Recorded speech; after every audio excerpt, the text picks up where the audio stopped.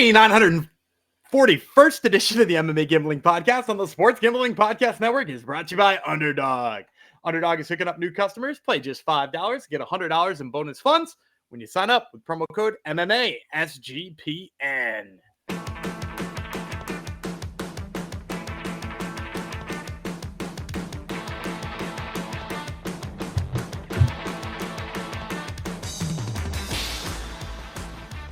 Howdy ho, DeGenerinos. Welcome to episode 941 of the MMA Gambling Podcast on the Sports Gambling Podcast Network, dedicated to my Phoenix Suns, who are going to kick off another successful campaign tonight for sure.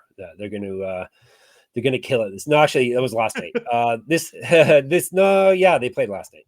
I'm sure they won, and I'm sure they're going to win the next 81 games too on the schedule. So, thank you for coming to the show. I am the Spicy Pimp TSP, Jeff Fox. That would be Daniel Gumby Vreeland, aka the Goddamn Wizard. We're here for the second half of our UFC 321 breakdown. Yesterday, the prelims, more than half the fights we ended up disagreeing on.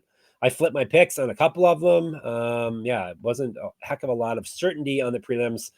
How do you think the main card is going to shake out for us, Gumby? You have anything crazy going down in this card? We're gonna have one difference. We're finally gonna link up a little better. Okay. But we do have one difference, I think. Okay. I also think this might be my toughest time ever predicting your locks, dogs, and props. Usually I have you pegged. I don't have them either. Last time I think I even had your prop. Yep, you did. Yeah, which I've got a prop. Because Danny Barlow turns out is not good. Not good. He's not good. It's just not good. Yeah. I figured out my prop when you were in between episodes, in between recording yesterday and today. But yeah, I don't know my other two yet. We'll see. Maybe something will grab me during this here episode here. Okay. One thing that does grab me is the NBA. We already talked about the NBA. And if you like the NBA or you want to gamble on the NBA, either or, the NBA tips off this week. So make sure to subscribe to the NBA Gambling Podcast for daily picks podcasts. Tune into the NBA Gambling Podcast wherever you get your podcasts. All right, we, of course, are talking about UFC 321 Aspinall versus Gane, which is going down this coming Saturday. Not the usual time, though. 10 a.m. for the prelims. I think it's 4 p.m., maybe 3 p.m. 4 p.m. No, no way. That's way too long. That would be 6 hours for 9 fights. That would be PFL. It's 2 p.m. 2 p.m. start time for the pay-per-view. 5 fights, Etihad Arena, Abu Dhabi, UAE. 2 title fights up top. We're kicking things off with a light heavyweight bout. Aleksandar Rakić versus Azamat Murzakanov. Rakić is from Serbia. Murzakanov is from Russia. We'll tell you about Rakić first. Rocket Rakić. 14-5. 9 knockouts, 1 submission. He's been knocked out twice, submitted once. 6-4 in the UFC. He's lost 3 straight and won 2 of 6. He's not fought since October 2024. He's not won since March 2021. 2011 pro MMA debut, 6 inches taller than Murzakanov, 7-inch reach advantage, so he's a giant over him. 3 years younger, better grappling stats than Murzakanov, which would be a surprise, you'd think, with the OV name. He's outstruck his opponents with 1.25 strikes per minute, plus 100, so another close one here. Murzakanov is the professional, 15-0, 11 knockouts, 1 submission, 5-0 in the UFC, 2 straight wins via TKO or knockout, 1-0 on Contender Series. He's failed a drug test fairly recently, regional champ, 2010 pro MMA debut. Better striking stats and more active landing strikes than Rakić. He's outstruck his opponents by 2.07 strikes per minute, minus 107. I kick off the main card usually. Give me Murzakanov. Rakić has basically not been good for years now. Ever since his body fell apart, that was 4 years ago or something like that. He just hasn't been the same fighter. Can't see him win fights. And I think he's going to get pieced up in the feet by a smaller man. So he's going to have to cut the distance, obviously, to get to Rakić. But I can't put any trust in Rakić at this point in their careers, especially against a 15-0 guy that's going to be a better striker than he is. So give me the professional. I bet you're taking Rakić. Yeah, I'm taking Rakić. I don't know what you're talking about. Like, he has not been good. He beat the crap out of Yuri Prochazka in the first round of that fight. And yeah, Yuri Prochazka came back. I know what happened. Yeah, Yuri Prochazka came back to win. But are we writing off Khalil Roundtree for the rest of his career too, as if he's not good? You know, like, Yes, he's not good. like that's just what Yuri Prohashka did. You said Roundtree wasn't good before he fought Jamal Hill. I was joking. Jamal Hill too, right? Remember when you picked Jamal Hill and thought that I Jamal remember Hill that. was way better than He's him a former champion. Yeah, Jamal Okay. Hill, real good at fighting. Beat a 42-year-old man to win a belt and hasn't won since. Oh, he's from your neck of the woods, and you're badmouthing. Jamal Hill is not from my neck of the woods. What the hell are you talking about? The old man is from your neck of the woods, kind of. Who is? The old man that you beat up for the title is from your side of the world. I mean, he currently resides near my side of the world, but he is not from my side of the world. Yes. Oh my God! Yeah, he's a Brazilian dude. I know. Okay, go ahead. You're really fired up about how good. I mean, there's nothing about Murzakanov that like impresses me, right? Like, what about Murzakanov is like really? What fight from Murzakanov do you point to and you're like, that guy's gonna outstrike Aleksandar Rakić? Rakić stuck and move on Yuri Prohashka for the first 5 minutes of that fight, and yeah, again. Yuri wound up catching him because that's the weird thing that Yuri does is he drags you into a dirty fight. But like Murzakanov can't wrestle. What has he got? One career takedown and it's on Dustin Jacoby. And Dustin Jacoby took him down. I don't know if you remember that either. Dustin Jacoby, noted kickboxer, like took down Murzakanov. I actually wouldn't be surprised if Rakić used some of his ground game. We've seen that from Rakić in the past where he's taken guys down and beaten up on the ground. Like, I think he's probably better there too. And so when you add that length, you add that reach, you add that, I think probably better in the clinch. Yeah, I think Rakić has tons of advantages in this fight. I'm going to go with him here. All right. Plus money for you. Is this a fight you thought we were going to disagree on or not? I kind of didn't think you were as in on Murzakanov for I'm not saying I'm in on him. It's more. I mean, you just really, really passionately defended him. Well, against Rakić, yes. Good luck on Rakić. He doesn't win anymore. He's a so who did you say who you really liked that Murzakanov beat? Murzakanov, at least you really liked his win over Brenson Hibiero last. You can fight. I picked him before. Remember? Yeah. Do you like his win over Devin Brown Bear Clark? He beat him. Tayfon Chukwi. He beat Tayfon Chukwi. Devin Clark just lost in LFA. Yeah, I know. He beat Devin Clark a long time ago. He beat Dustin Jacoby and Alonzo Menafield. They're really good fighters too. So he's going to be Aleksandar Rakić. That's going to be the top name on his mantle come Saturday night. Okay. So let's see if you're going to. Yeah, we're not going to disagree here. I don't think. Well, maybe. Who knows? This could be a close one. It's heavyweights. There's two heavyweights. Aleksandar Volkov from Russia. Jailton Almeida from Brazil. Let's break it down by telling you about the Russian first. Volkov Drago is 38-11. 24 knockouts, 4 submissions. He's been knocked out twice, submitted 3 times. 12-5 in the UFC. He's won 4 of 5 and 5 of 8. He lost his last bout. Regional champ, 6-3 in Bellator, and the champion there, RIP Bellator. 2009 pro MMA debut, 4 inches taller than Almeida, an inch of reach. More active landing strikes. He has outstruck his opponents by 1.98 strikes per minute, plus 200. Malhadino is 22-3, 8 knockouts, 13 submissions. He's been knocked out twice. 8-1 in the UFC. He's won 2 straight and 17 of 18. His past 2 wins both have come via finish. Has fought at 170, 185, 205. Multiple regional championships on his mantle. Correct. Get our shirts, get our merch, sportsgamblingpockets.com/store. 2012 pro MMA debut. 3 years younger than Volkov. He's outstruck his opponents by 1.73 strikes per minute, minus 203. All right, let her rip. Yeah, look, I think Volkov won that last fight, right? Like, I think we all agree that he kind of got screwed on that Ciryl Gane decision. But, like, the bottom line is the reason he got screwed was because Ciryl Gane hit multiple takedowns in that fight. Yep. Right? He hit multiple takedowns in the fight. Ciryl Gane hit multiple takedowns in that fight. Also, just, like, remember back to when Volkov fought Tom Aspinall and he just, like, took him down in the first minute and immediately submitted him. And look, I think Tom Aspinall is very well-rounded. He's very good in a lot of places. He's not as good of a grappler as Jailton is. Jailton picked up and took down Curtis Blades 10 times in 5 minutes. And I know ultimately people are going to, he lost that fight. Yeah, he took a weird elbow to the side of the head and lost that fight in the second round. If he fights the way he did against Curtis Blades and Volkov has the takedown issues he does, this will be over inside of a round. I got Jailton Almeida. I don't think this one's that hard to pick. Yep. I can't really argue with anything that you said there. Jailton's obviously the pick here. He's going to...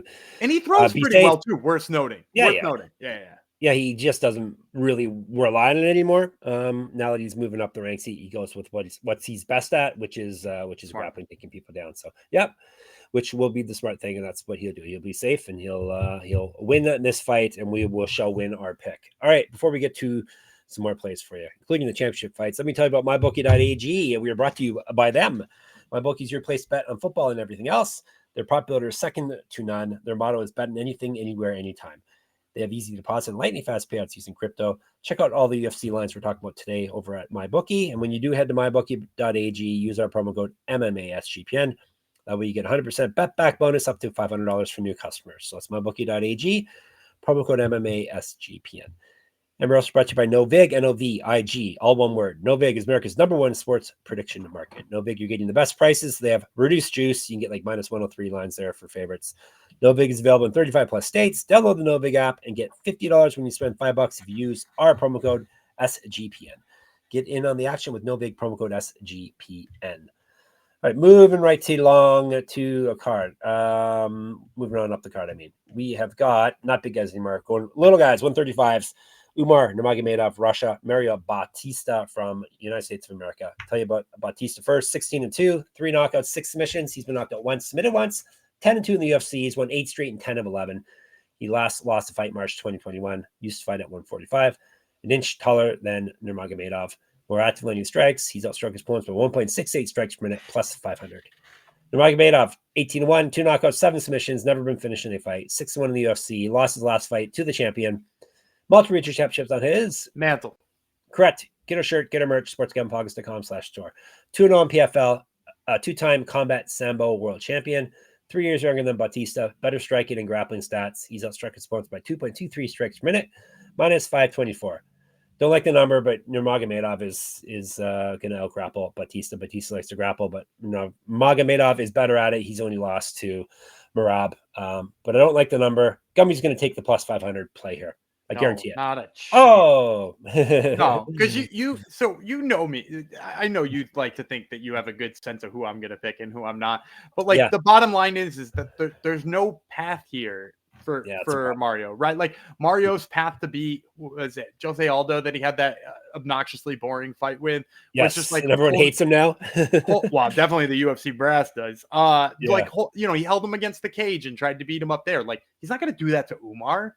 Like Umar, Umar won the first 2 rounds against Merab. Like, let's not forget that. Like, he had a really good start to that fight.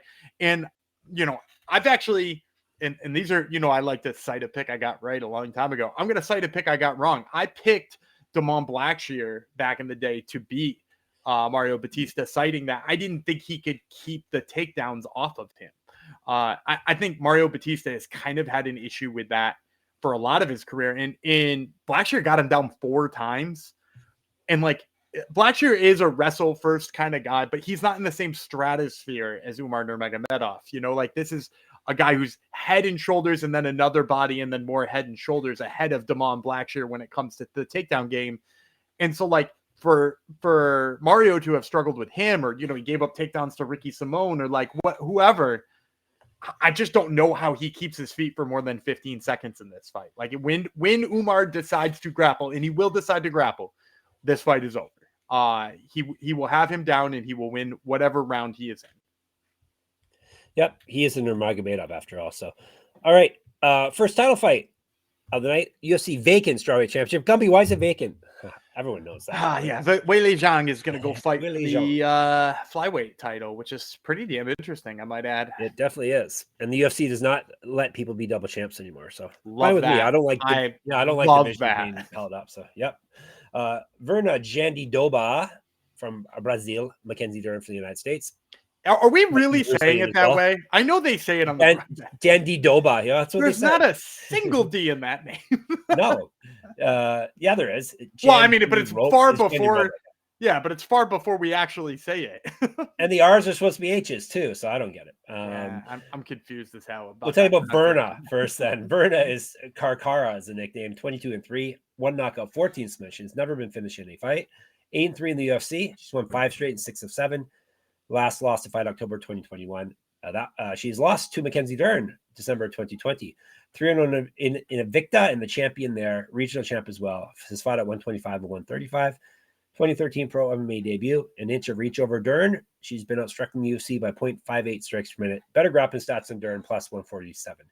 Dern, 15-5, 8 submissions. She's been knocked out once, 10-5 in the UFC. She's won 2 straight before that. She lost 2 straight. And she's done 4-4 over her last 8. Submission win in her last bout. Missed weight 3 times at 115, but she's got it on track now. Used to fight at 125, 1-0 Invicta, a multi-time world champion in BJJ.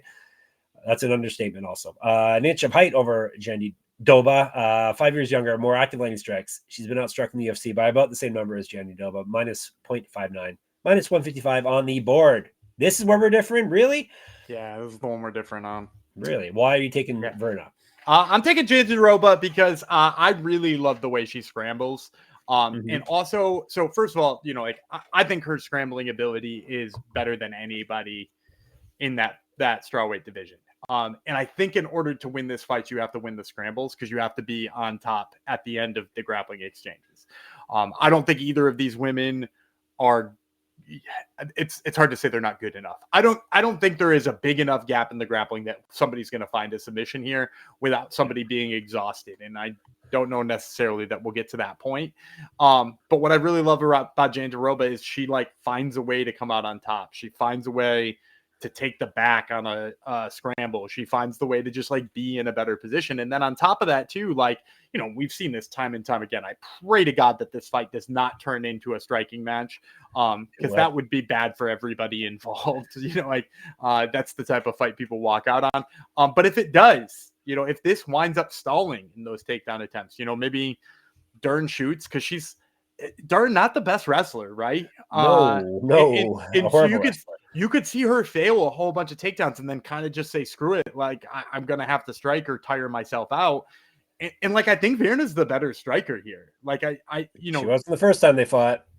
Yeah, the first time she fought a long time ago too, right? But we've seen the evolution of Virna Jandiroba on the feet, and we keep saying when Mackenzie Dern's working with Jason Perillo, Mackenzie Dern's getting better. She has not gotten better for the most part with her hands. Her hands have been absolutely stagnant. She continues to find a way to win with her jiu-jitsu, but she's just not a very good striker. And she continues to not be a good striker, and she's at a reach disadvantage here too. So pretty much for all of those reasons, I'm in on Jandiroba. It's a super tight fight. I wouldn't be surprised to see Dern win, but I'm going to go with Virna.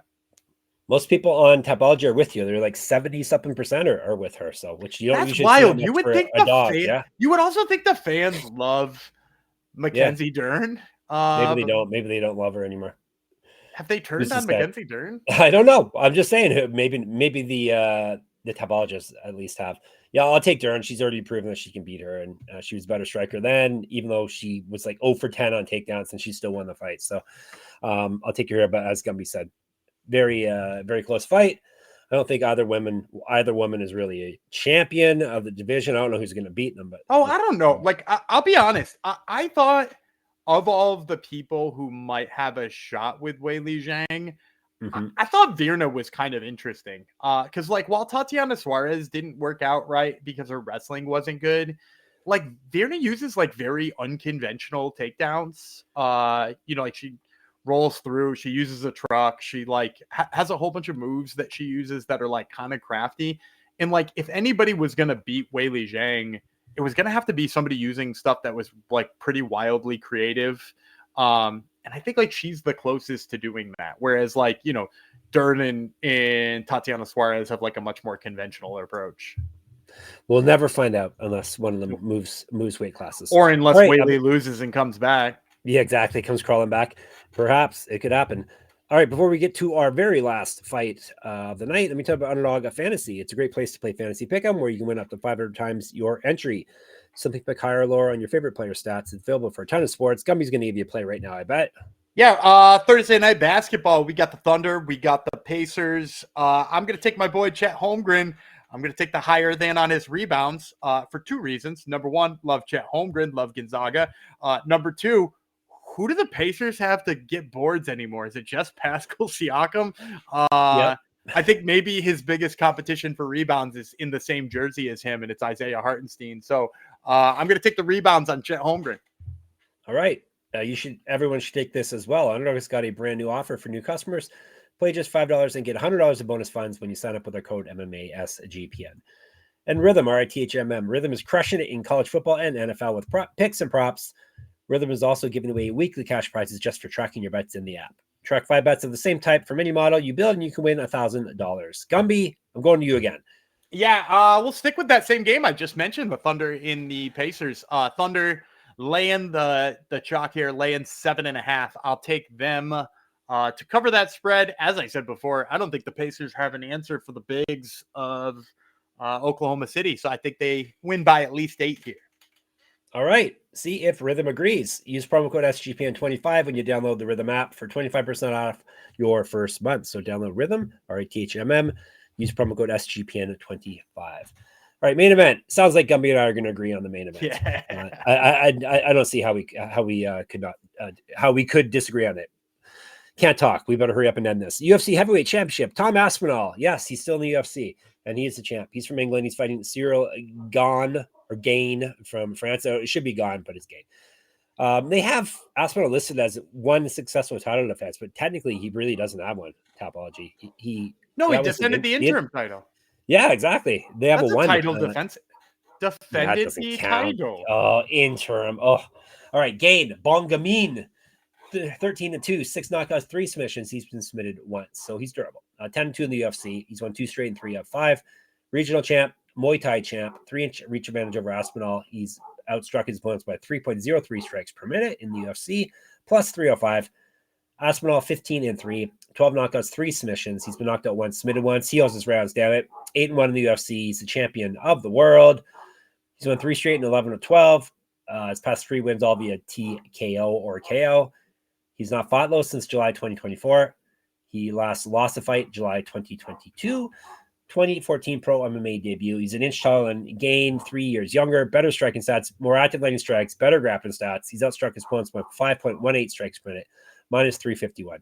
Give me Aspinall. Obviously, the layoff is a bit of a concern. The fact he's not fought a lot recently. He'll be fine. But he should be fine. He should. Gane has shown that he can't grapple. So that should be, that's basically what you should do. He should bum rush him, take him down, beat the crap out of him on the ground, end the fight. So Aspinall's a pick.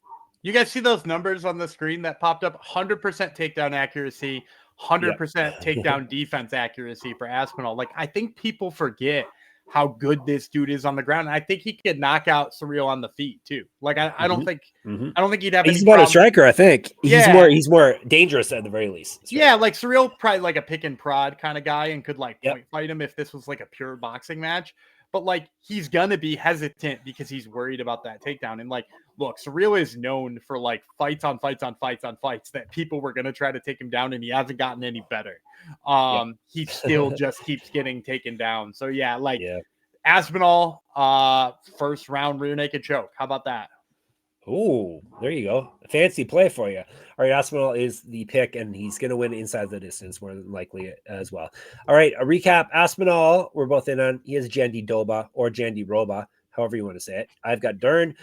Both have Nurmagomedov. Both have Almeida. He has Rakic. I have Murzakanov. Now it's time for the fancy plays. Locks, dogs, props, parlay parlay or what's that thing called? Round robin. All right, Gumby, you get to go first, I believe. This time, parlay. Okay.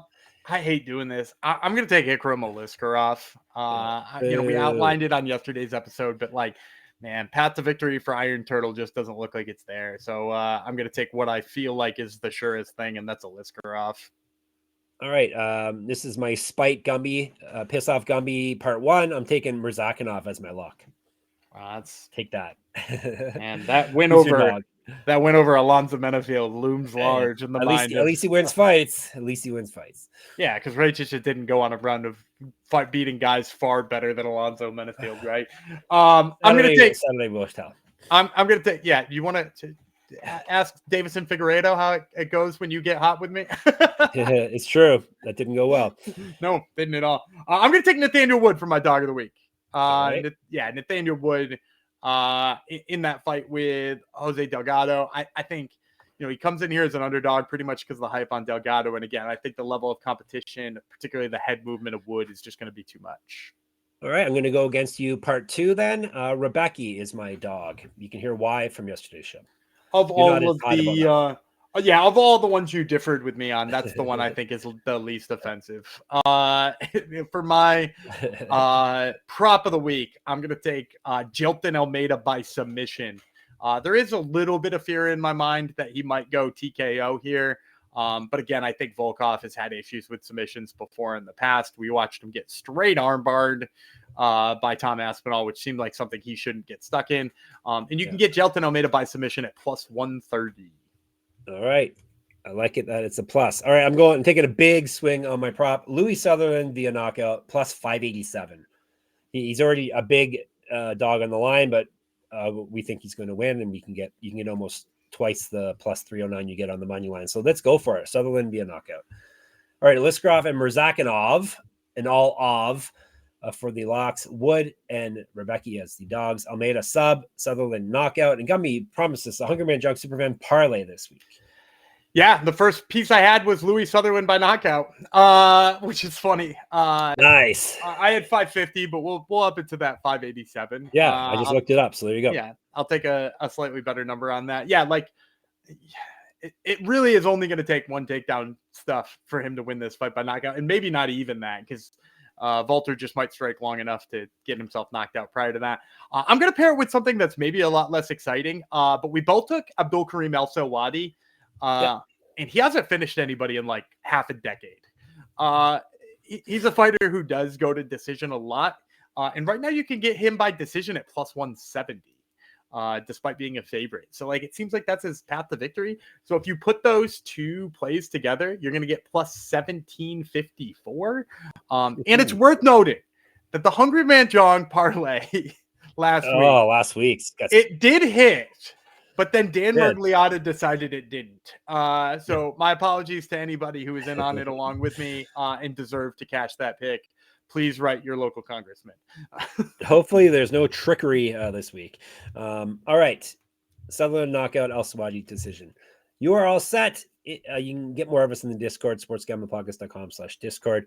Check us out on YouTube if you're not already, MMA Gambling Podcast. Thank you for subscribing. Twitter, SGPN MMA. He's at Gumby Vreeland. I'm at Jeff Fox Writer. At Jeff Fox Writer on Instagram as well. Check out my Substack. Enter my free UFC Pick'em contest at moneymma.substack.com. Gumby has another podcast I hear. It's called Top Turtle. Tell the people who was on it this week. Yeah, we got Abdul Karim El Sawadi on, chatting about his fight this weekend, as well as the like weird cancellation he had in his last fight, and they said they were going to get him an opponent, and then they didn't. And he actually tells a really nice story about what went down after that instead of going to the fight. So make sure you tune in for that. And then we also talked to Christian Natividad, who is fighting on the same card of his brother at LFA 220, and you can go back and listen to our LFA 220 preview as well. All right, Top Turtle. And we're at sportsgamblingpodcast.com, sportsgamblingpodcast.com/Patreon, and sportsgamblingpodcast.com/store. Send the people out into the night or morning or evening or afternoon or whatever time of day it is there. All right, I'm Dana Gumby Vreeland. He's the professional Jeff Fox, and we will see you on Sunday.